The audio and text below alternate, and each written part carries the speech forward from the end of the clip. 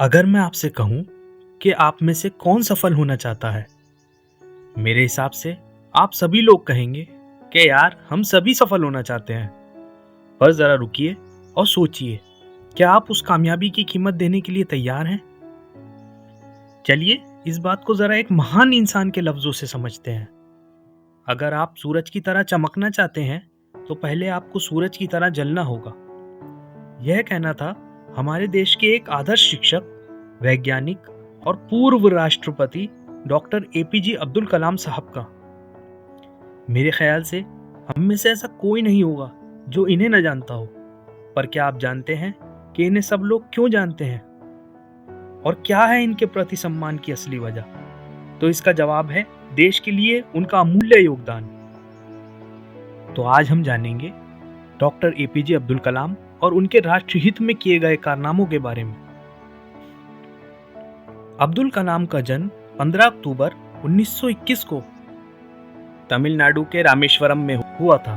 उनके पिता जैनुल आबिदीन एक नाविक थे जिनका काम रामेश्वरम में आए हिंदू तीर्थयात्रियों को एक छोर से दूसरे छोर तक पहुंचाना हुआ करता था। शुरू से ही उनके परिवार की आर्थिक स्थिति कमजोर थी। कमजोर आर्थिक स्थिति की वजह से अब्दुल कलाम को छोटी उम्र से ही काम करना पड़ा।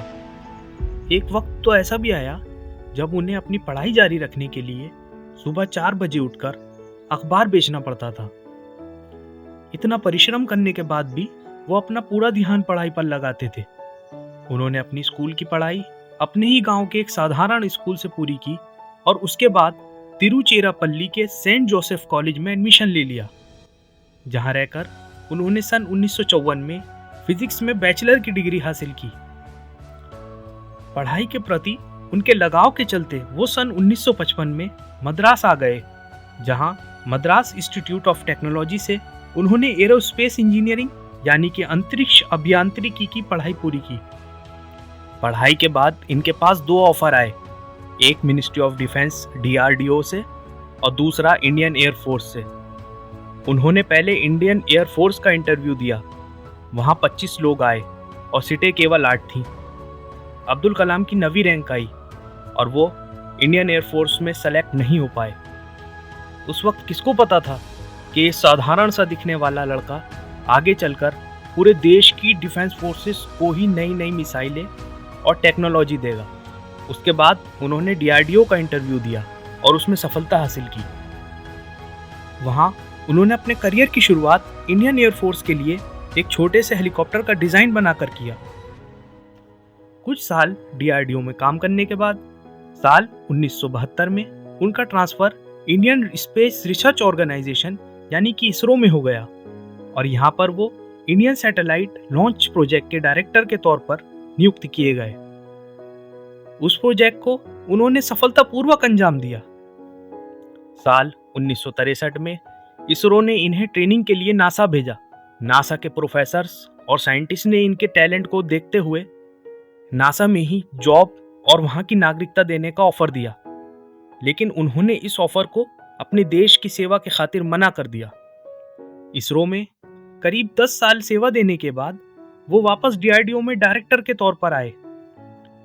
DRDO में वापसी के बाद उन्होंने बैलिस्टिक मिसाइल की टेक्नोलॉजी को डेवलप किया और उसके बाद से उन्होंने एक के बाद एक शक्तिशाली मिसाइलें भारत को दी, जिसमें गाइडेड मिसाइल्स जैसे कि अग्नि और पृथ्वी शामिल थे। दरअसल गाइडेड मिसाइल का मतलब ऐसी मिसाइल है जिसमें टारगेट सेलेक्ट कर छोड़ दिया जाता है, फिर टारगेट कहीं भी जाए ये मिसाइल उसे फॉलो कर खत्म कर देती है। इन्हें बैलिस्टिक मिसाइल और स्पेस प्रोजेक्ट्स के विकास कार्यों के लिए भारत में मिसाइल मैन के रूप में भी जाना जाता है। दुनिया भर के तकरीबन 200 देशों को पीछे छोड़ते हुए कलाम ही थे जिन्होंने भारत को मिसाइल डेवलपमेंट में 6 नंबर पर लाकर खड़ा कर दिया। भारत सरकार ने उन्हें साल 1981 में पद्म भूषण और साल 1990 में पद्म विभूषण से सम्मानित किया। साल 1997 में उनके देश के लिए दिए गए योगदान के लिए उन्हें भारत रत्न अवार्ड भी मिला। साल 1998 में उन्होंने राजस्थान के पोखरण में परमाणु यानी न्यूक्लियर टेस्ट किया, लेकिन इस टेस्ट को करना इतना आसान नहीं था। दरअसल अमेरिका नहीं चाहता था कि इंडिया एक न्यूक्लियर स्टेट बने। इसी वजह से उसने अपनी लैक्रोस सैटेलाइट्स को पोखरण में निगरानी के लिए लगा दिया था, जो लगातार पोखरण की स्पेस से निगरानी करती थी। इस मिशन पर सन 2018 में पोखरण नाम से मूवी भी रिलीज हुई थी। उनकी जिंदगी में एक वक्त वो भी आया जब उनके घर वालों के जोर देने पर वो शादी के लिए तैयार हो गए, पर शादी के दिन काम में आई व्यस्तता के कारण वो उस दिन शादी नहीं कर पाए और उसके बाद उन्होंने ये तय किया कि वो अब शादी नहीं करेंगे और अपनी सारी जिंदगी अपने देश के नाम कर देंगे। एक अद्भुत वैज्ञानिक के तौर पर उनके अचीवमेंट्स को देखते हुए साल 2002 में उन्हें राष्ट्रपति पद के लिए नियुक्त किया गया और वो सन 2007 तक इस पद पर बने रहे। हमारे देश में जब कोई प्रेसिडेंट बनता है तो गाड़ियां लेकर राष्ट्रपति भवन आता है और उससे ज्यादा गाड़ियां लेकर वहां से बाहर निकलता है, लेकिन अब्दुल कलाम केवल 2 सूटकेस लेकर राष्ट्रपति भवन आए थे और वहीं जब वो भवन से बाहर निकले तब भी उनके पास 2 ही सूटकेस थे। रिटायर होने के बाद उन्होंने अपनी सारी जिंदगी नई पीढ़ी को शिक्षा और सिद्धांत देने के लिए एक अभूतपूर्व शिक्षक की भूमिका निभाई। उनकी आत्मकथा विंग्स ऑफ फायर आज भी युवाओं के लिए एक वरदान से कम नहीं है। 27 जुलाई सन 2015 की शाम शिलोंग के एक संस्थान में लेक्चर देते वक्त उन्हें जोरदार दिल का दौरा पड़ा और इसी कारणवश वो इस दुनिया को हमेशा के लिए छोड़कर चले गए। वो आज हमारे बीच नहीं है, पर उनके विचार आज भी लोगों को एक सफल जीवन जीने के लिए प्रेरित करते हैं। तो ये थी कहानी उस शख्स की जिसने अपनी सारी जिंदगी अपने देश के नाम कर दी। उनके द्वारा दिए गए अमूल्य योगदान को भारत हमेशा याद रखेगा। ऐसे ही और वीडियोस के लिए चैनल को सब्सक्राइब कीजिए। हम मिलते हैं अगले वीडियो में। This is Biographia, over and out.